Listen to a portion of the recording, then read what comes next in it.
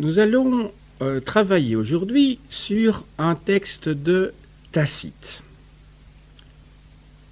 et plus particulièrement la vie d'Agricola, chapitres 30 à 32. Ce texte est une invective contre la domination romaine, comme on va le voir immédiatement, puisqu'il s'agit du discours du breton Calgacus. Toutes les fois que j'examine les causes de la guerre et la nécessité qui nous presse, j'ai grand espoir qu'en ce jour votre union inaugurera l'indépendance pour toute la Bretagne. En effet, vous faites bloc et ignorez la servitude. Plus de terre après la nôtre, et même sur mer aucune sûreté, parce que la flotte romaine nous y menace. Les batailles antérieures, où nous avons lutté contre les Romains avec des fortunes diverses, laissaient dans nos bras un espoir et une réserve, parce que pour nous, les plus nobles de tous ces enfants, qui habitons à ce titre au fond de ces retraites et n'apercevons aucun des rivages asservis, la souillure de l'oppression n'entachait même pas nos regards.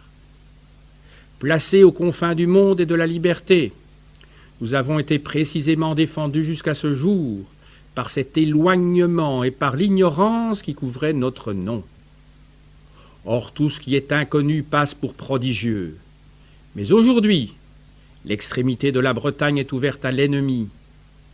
Au-delà, nul autre peuple, rien que les flots, les rochers et, plus dangereux encore, les Romains, dont on chercherait en vain, par la soumission et la réserve, à éviter l'insolence. Brigands du monde, depuis que, dévastant tout, ils n'ont plus de terre à ravager, ils fouillent la mer. Avides de posséder, si l'ennemi est riche, de dominer, s'il est pauvre, ni l'Orient ni l'Occident ne les a rassasiés. Seuls entre tous, ils convoitent avec la même ardeur l'opulence et l'indigence. Voler, massacrer, ravir. Voilà ce qu'en leur vocabulaire mensonger ils appellent autorité, et faire le vide, établir la paix. Chacun n'a rien de plus cher que ses enfants et ses proches. La nature l'a voulu. Les nôtres sont pris par des levées pour subir ailleurs l'esclavage. Si nos femmes et nos sœurs échappent à la brutalité ennemie, elles sont souillées au nom de l'amitié et de l'hospitalité. Biens et revenus pour l'impôt, terre et récolte pour les prestations frumentaires. Que dis-je? Corps et bras pour l'aménagement des forêts et des marais, sous les coups et les injures, tout est épuisé. Les esclaves de naissance ne sont vendus qu'une fois, et, qui plus est, leurs maîtres les nourrissent. La Bretagne achète chaque jour sa servitude, chaque jour l'entretient. Et de même que, dans une domesticité, les esclaves dernièrement achetés sont la risée même de leurs camarades, dans ce vieil esclavage de l'univers, on s'en prend à nous, les derniers venus, les sans valeur, pour nous exterminer, car nous n'avons ni champs, ni mines, ni ports à l'exploitation desquels nous soyons réservés. Et puis la bravoure et la fougue indomptable des sujets déplaisent à ceux qui commandent. L'éloignement et l'isolement par eux-mêmes sont d'autant plus suspects qu'ils protègent mieux. Aussi, n'ayant à compter sur aucune indulgence, prenez enfin courage, que vous teniez surtout à la vie ou surtout à la gloire. Les brigantes, sous la conduite d'une femme, ont été capables d'incendier une colonie, d'enlever un camp, et si le succès ne les eût engourdis, ils auraient pu rejeter le joug. Nous, qui sommes inviolés et insoumis, nous, qui allons apporter au combat l'esprit d'indépendance et non des regrets, montrons, dès le premier choc, quels hommes la Calédonie s'est réservée. Ce sont nos dissensions et nos discordes qui leur donnent du lustre, les défauts de leurs ennemis qu'ils font servir à la gloire de leur armée, Cet amalgame des peuples les plus opposés, si les succès le maintiennent, les revers les dissocieront, à moins que, par hasard, les Gaulois, les Germains et, on a honte de le dire, beaucoup de Bretons, qui peuvent prêter leur sang à la tyrannie de l'étranger, mais qui furent plus longtemps ses ennemis que ses esclaves, ne vous semblent retenus par un fidèle attachement. Crainte et terreur sont faibles liens d'amitié. Tout ce qui encourage à vaincre est pour nous. Les Romains n'ont pas d'épouse pour les enflammer, pas de parents pour leur reprocher la fuite. Beaucoup sont sans patrie ou d'une autre patrie que Rome. Peu nombreux, désorientés, ne voyant autour d'eux qu'objets inconnus, ce ciel, cette mer et ces bois, ils nous ont été livrés par les dieux, comme emprisonnés et enchaînés. Au milieu des rangs ennemis, nous trouverons des bras à notre service. Les Bretons reconnaîtront leur propre cause. Les Gaulois se rappelleront leur indépendance passée. Comme naguère, les Usipiens ont lâché les Romains, tous les autres Germains les abandonneront. Et après cela, plus rien à redouter. Des fortins évacués, des colonies de vieillards, des municipes affaiblis et désunis. D'un côté, l'obéissance forcée, de l'autre, l'injuste autorité. Voici leur chef, voici leur armée. Là-bas sont les impôts, les mines et les autres châtiments des esclaves. Les souffrir à tout jamais, ou vous venger tout de suite. Ce champ de bataille en décidera. Donc, au moment de marcher au combat, pensez à vos ancêtres, pensez à vos descendants. La vie d'Agricola, éloge d'un défunt d'illustre naissance, laudatio, prononcé par un de ses proches. C'est un usage traditionnel de l'aristocratie romaine. Tacite est le gendre d'Agricola. S'ajoute le travail littéraire en vue de la lecture publique. Tacite doit être défini d'abord comme un sénateur, membre de l'élite dirigeante. La formation littéraire va de soi dans ce milieu social. Il élargit le propos par des considérations qui le relèvent plutôt du genre historique. Le recours au discours, fabriqué ou recomposé, permet de se lancer avec une certaine liberté dans des réflexions générales et de relancer l'intérêt de l'œuvre. Il faut observer qu'un discours d'Agricola répond à celui de Calgacus. Autour des règles littéraires de l'éloge du défunt, origine, formation, activité publique, Tacite aborde des questions plus générales. Les relations avec le grand homme, remarquable par ses qualités militaires, et le prince jaloux d'un rival potentiel. La place de l'individu d'excellence sous un gouvernement tyrannique. Les exploits d'Agricola se sont réalisés en Bretagne, notamment durant le long gouvernement qui s'étend de 77 à 84. La description de la Bretagne et l'histoire de sa conquête tiennent, dans l'œuvre qui nous est parvenue, une grande place. Quelques éléments importants doivent être dégagés dans l'analyse de ce document.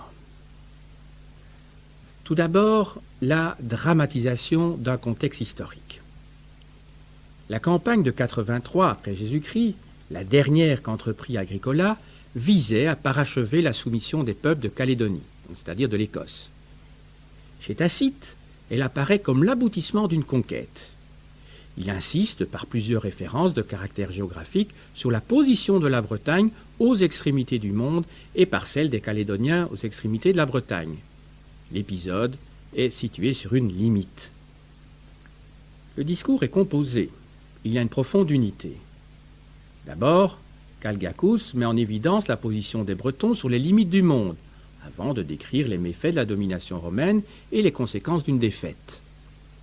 Puis, en s'appuyant sur le rappel d'un épisode de la résistance des Bretons, il envisage les faiblesses de l'adversaire et prédit un retournement et un reflux qui éloignerait la puissance ennemie. C'est l'enjeu de l'exhortation finale. À partir des objectifs du texte, on peut déterminer trois parties d'inégale importance. D'abord, une critique de la domination romaine, dégagée de l'invective de Calgacus. Ensuite, les forces et les faiblesses de Rome. enfin, les éléments de réflexion sur une domination universelle. L'espace, l'unité des peuples, les résistances. Commençons donc ce commentaire par la critique de la domination romaine. Cette dernière est fondée sur l'idée de l'exploitation des ressources des peuples et des pays vaincus. 4 éléments. Les levées d'hommes, les exactions des représentants de l'autorité romaine, les charges des vaincus et les revenus tirés du commerce et des exploitations, de l'exploitation des ressources minières. Commençons donc par les levées d'hommes.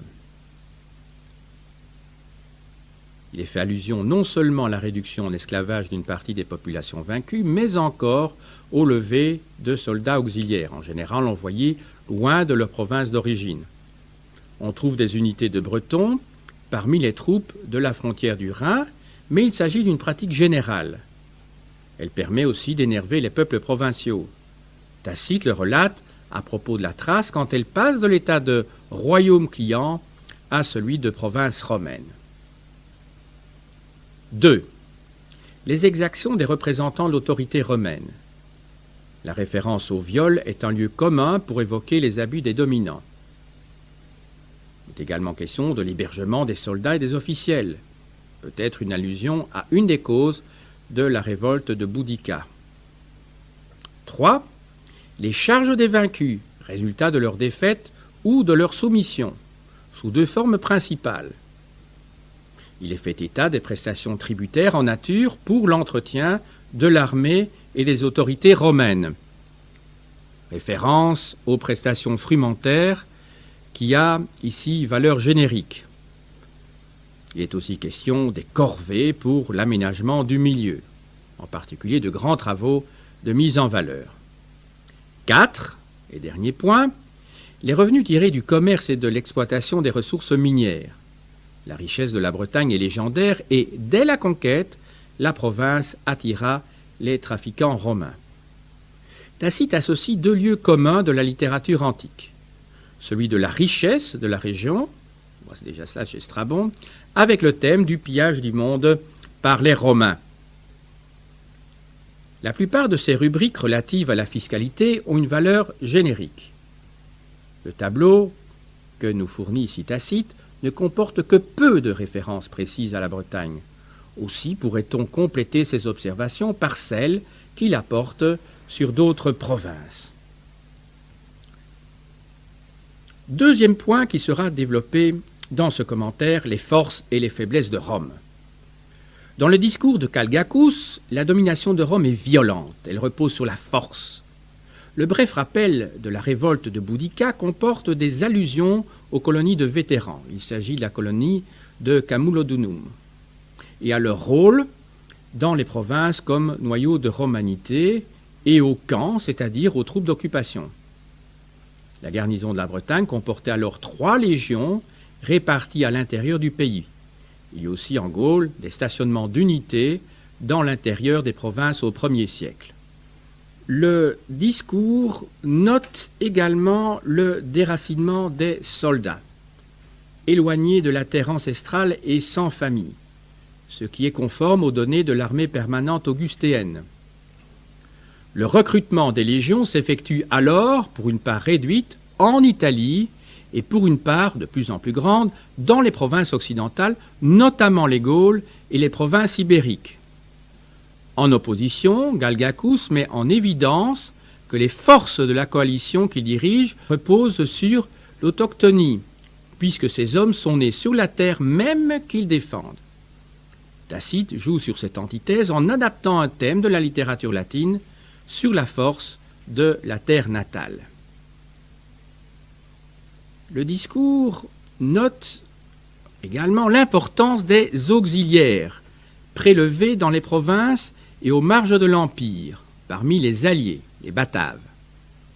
Ceux-ci sont de plus en plus nombreux dans l'armée romaine. L'importance des unités gauloises dans l'armée de Bretagne est incontestable. Enfin, le même discours note la présence de Bretons, levés parmi les tribus de la province romaine et insérés dans les processus d'assimilation. Les références aux Germains, aux Gaulois, aux Bretons s'expliquent parfaitement dans ce discours composé. Ce sont les peuples les plus proches du théâtre d'opération. Même si l'on peut retrouver une part de concret derrière les mots tacites, son propos se veut surtout général. Dernier aspect développé dans ce commentaire, c'est que le texte lu ici est une réflexion critique sur l'Empire de Rome en tant que domination universelle. La place des notations spatiales dans le discours et les observations sur la dynamique spatiale de la conquête aboutissent à valoriser la localisation limite de l'épisode et à opposer l'autochtonie des défenseurs à l'isolement des agresseurs qui sont dans l'éloignement et l'inconnu des extrémités du monde. Le recours aux antithèses et au renversement qui prennent une valeur polémique. Sans que l'auteur en fasse sa conviction, le discours de Tacite s'inscrit dans la longue tradition d'opposition à Rome, connue en Orient et en Italie même à l'époque de la guerre sociale. De 91 à 89 avant notre ère, Rome est stigmatisée comme le peuple de loups qui a ravi la liberté à l'Italie. Galgacus exprime ainsi un point de vue qui le dépasse. Une inquiétude apparaît sur la capacité de la puissance romaine à maintenir la cohérence du rassemblement des peuples, soit par la force, soit par l'adhésion des vaincus à la politique du vainqueur. Il s'agit donc d'une interrogation sur l'unité et la diversité de l'Empire. Une inquiétude apparaît aussi à propos du rôle des peuples extérieurs qui pourraient inverser le cours continu des succès de Rome.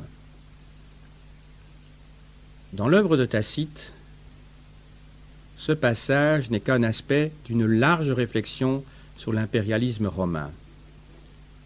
Conformément aux exigences du genre littéraire, il est tout d'une pièce.